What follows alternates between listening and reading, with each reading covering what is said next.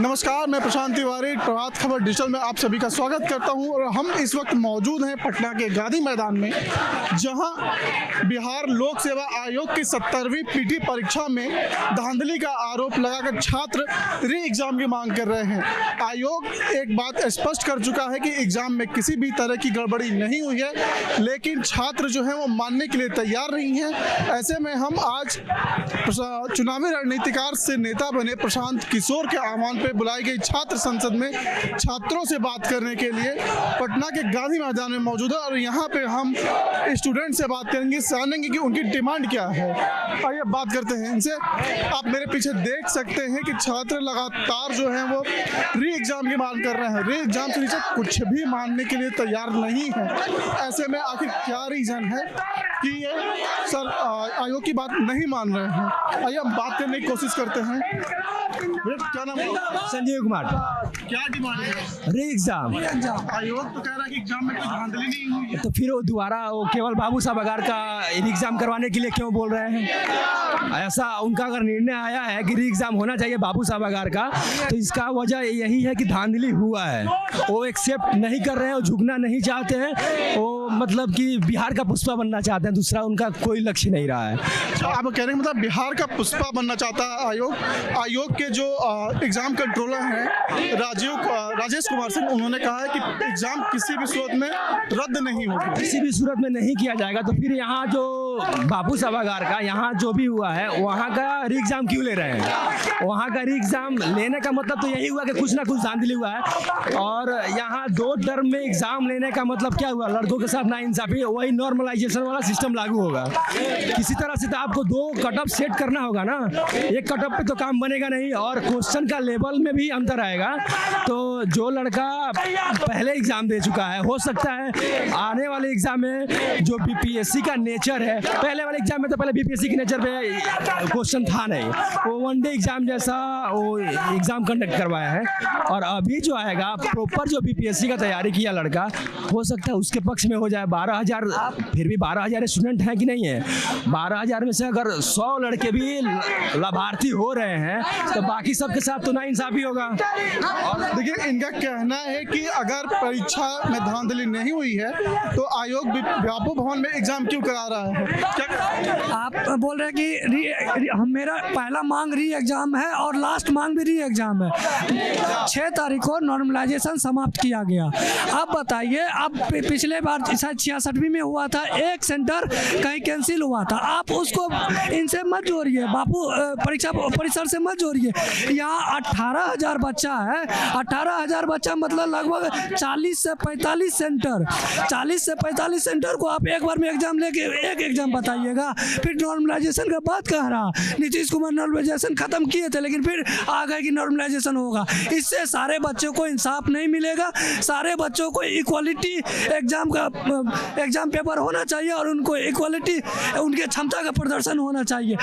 छात्रों का सिर्फ यही नहीं कहना कि पेपर में धांधली हुई है, उनका यह भी मानना है कि नॉर्मलाइजेशन जो कि नीतीश कुमार ने खत्म कर दिया था, उन्होंने कहा था कि नॉर्मलाइजेशन नहीं होने वाला है, लेकिन बीपीएससी जो है वो पिछले दरवाजे से नॉर्मलाइजेशन की एंट्री करा सकती है। कैलकुलेशन करिए, आपको भी मैथ आता होगा। अगर आपको भी मैथ आता होगा कैलकुलेशन करिए। अगर 18,000 बच्चा है, किसी एक सेंटर पे 500 बच्चा का होता है, वो किसी हाई स्कूल में या +2 के स्कूल में 500 बच्चा करवाते होंगे। 18,000 में 500 भागा दीजिए, लगभग 30 से 40 से 50 सेंटर होगा। 50 सेंटर का मतलब समझते हैं आप? एक सेंटर से कंपेयर कर रहे हैं। फिर नॉर्मलाइजेशन तो खत्म ही हो गया ना। आप लागू ले आए, पीछे दरवाजा से नॉर्मलाइजेशन ले आए। हम चाहते हैं नॉर्मलाइजेशन नहीं हो। पेपर लीक नहीं हुआ, हम मानते हैं पेपर लीक नहीं हुआ, लेकिन नॉर्मलाइजेशन तो हाँ नहीं मानते हैं, नहीं हुआ। 1 मिनट, बीपीएससी ने अभी एक नोटिस जारी किया है कि बापू सभागार का ही सिर्फ लेंगे री एग्जाम। वो एक सेंटर नहीं है, वो वहाँ पे 12,000 स्टूडेंट का मेजोरिटी, आप समझिए 12 से 18,000 के बीच में है आंकड़ा है। मोटा मोटी, लेकिन आप देखिए वो 4-5 सेंटर के बराबर है, 4-5 सेंटर के बराबर उतना संख्या में बच्चा है, 40 सेंटर जो भी है एक मिनिमम लेके चलते हैं। लेकिन एक मिनट 18,000 दूसरी बात, आयोग ने अभी तक ये जारी नहीं किया है कि किस बेसिस पे मेरिट लिस्ट जारी करेगा, किस बेसिस पे कट ऑफ जारी करेगा, क्वेश्चन कैसा आएगा, क्या वही पैटर्न रहेगा या हार्ड क्वेश्चन आ गया तो उसके लिए तो हर महीना फिर आपको इजी क्वेश्चन आ गया तो बाकी लोग लटक जाएंगे। मतलब 4 लाख बच्चा के लिए 12,000 की तुलना कंपेयर करेंगे आप। एक मिनट हम बोलना चाहेंगे। आयोग को किसी भी हाल में री एग्जाम लेना ही पड़ेगा। अब बिहार का बच्चा बुर्बक नहीं है, जाग गया है। और कहा जाता है कि धार बदल जाती है, तलवार बदल जाती है, और बिहार का बच्चा जाग जाए तो अच्छों की सरकार बदल जाती है। छात्रों के अंदर आयोग के कार्य प्रणाली को लेके लगातार गुस्सा बना हुआ है। छात्रों का कहना है कि आयोग जो है वो पक्षपात एक तरीके से कर रहा है। वो कह रहा है कि अगर छात्रों का कहना है कि अगर परीक्षा में धांधली नहीं हुई है तो आयोग सिर्फ और सिर्फ बापू भवन की परीक्षा क्यों आयोजित कर रहा है। कुछ ना कुछ दाल में तो काला है। और भी छात्र हैं, आइए बात करते हैं, क्या कहना चाहेंगे। यही कहना चाहते हैं कि हम लोग को नोटिफिकेशन निकाला जाए कि री एग्जाम का, जब तक अगर नहीं निकलेगा तब तक हम लोग यहीं बैठेंगे। इनका कहना है कि जब तक री एग्जाम का नोटिफिकेशन नहीं निकलेगा तब तक वो इसी तरह धरना प्रदर्शन चालू रहेगा। क्या कह रहा था? We want justice for equal right, nothing else. ये डिस्क्रिमिनेट कर रही है गवर्नमेंट 12,000 वर्सेस 3.5 लाख, तो ये तो कम्प्लीटली अनफेयर लग रहा है। इन लोग सबसे बड़ा एक सवाल और भी है, हम लोअर ब्यूरोक्रेसी में जिस तरह का मिसमैनेजमेंट हो रहा है, अगर वही लोग अगर बन जाए ऑफिसर तो फिर बिहार का 30-40 साल क्या होगा, ये भी एक बहुत बड़ा सवाल है। आयोग तो अध्यक्ष तो यहाँ से चले जाएंगे गुजरात करके, लेकिन बिहार का क्या होगा, फिर बिहार का भविष्य का क्या होगा, क्योंकि लोअर ब्यूरोक्रेसी से ही सब चीज़ रन होता है, जितना भी फंक्शन होता है गवर्नमेंट का, तो क्या होगा, ये बहुत बड़ा सवाल है। और इस सवाल जितने भी बिहार के जितने भी वकील हैं, इंटेलेक्चुअल लोग हैं, सबको उठाना चाहिए। ये बिहार का सवाल है, बिहार का भविष्य का सवाल है। अभी प्रेस विज्ञप्ति से प्राप्त हुआ है कि जिला अधिकारी के द्वारा जो प्रतिलिपि मिला है उसके आधार पर एक्शन किया गया बापू सभागार में। बाकी डिस्ट्रिक्ट में जहाँ पे सेंटर था तो क्या वहाँ पे जिला अधिकारी नहीं है? आप उनसे मांगिए प्रेस विज्ञप्ति, आप उससे प्रतिवेदन मांगिए कि जहाँ धांधली हुआ है, वहाँ जिस सेंटर पे धांधली हुआ वहाँ प्रिंसिपल से आप वहाँ के जो कंट्रोलर थे आप उससे वीडियो मांगिए, CCTV फुटेज मांगिए, पता चल जाएगा जहाँ पे धांधली हुआ है कि नहीं हुआ है। आप सिर्फ एक ही एग्जाम को री एग्जाम ले रहे हैं, बाकी 4 लाख बच्चों का क्या होगा? हम सब 4 लाख बच्चे डिमांड कर रहे हैं, इतना सिर्फ मेजोरिटी नहीं है, सबका डिमांड है ये कि री एग्जाम होना चाहिए फेयर तरीका से। देखिए हमारा बस एक ही उद्देश्य है कि जो आप 18,000 बच्चे का री एग्जाम जो करवा रहे हैं, ठीक है, उनके पहले तो था एक सेंटर था, आज 23 सेंटर पे वो डिवाइड हो चुका। शिवहर जैसा अगर आप जिला मिला लो तो 5 जिला हो जाएगा, ठीक है। अब मान लीजिए कि आप उस बच्चे का एग्जाम ले रहे हैं जो हम लोग का एग्जाम हो चुका है, तो आप उस रिजल्ट जब आप प्रकाशित कीजिएगा बिना नॉर्मलाइजेशन के, आप कौन सा वो मेथड नया मेथड है जिसके बेसिस पे आप ये जो होता है आप रिजल्ट प्रकाशित कीजिएगा। माननीय अध्यक्ष से मेरा हमारा बस यही नम्र निवेदन है कि आप हमारे तर्कों को समझे। हमारा कोई गलत तर्क नहीं है, हमारा तर्क है कि बिना आप जब नॉर्मलाइजेशन नहीं, जब आप ही के द्वारा नोटिफिकेशन में ये बोला गया कि आगे आने वाली संभावित परीक्षाओं में भी, यहाँ तक कि 70वीं परीक्षाओं में भी किसी तरह का जो है नॉर्मलाइजेशन नहीं किया जाएगा, तो ये कौन सा नया मेथड आ गया जो हम लोग को भी नहीं पता है कि ये रिजल्ट को आप इक्विवेलेंट कीजिए। ये पॉसिबल ही नहीं है। अगर सुनिए सर, अगर आप 12 अभी जो एग्जाम हो रहा है, अगर एक इक्विवेलेंट प्रश्न पत्र दे रहे हैं जैसा पूछा गया था, तो इसमें होगा कि वो बच्चे ऊपर चले जाएंगे, कट ऑफ हमारा ऊपर चल जाएगा, और जो बच्चे रियल कैंडिडेट है वो पीछे चल जाएंगे।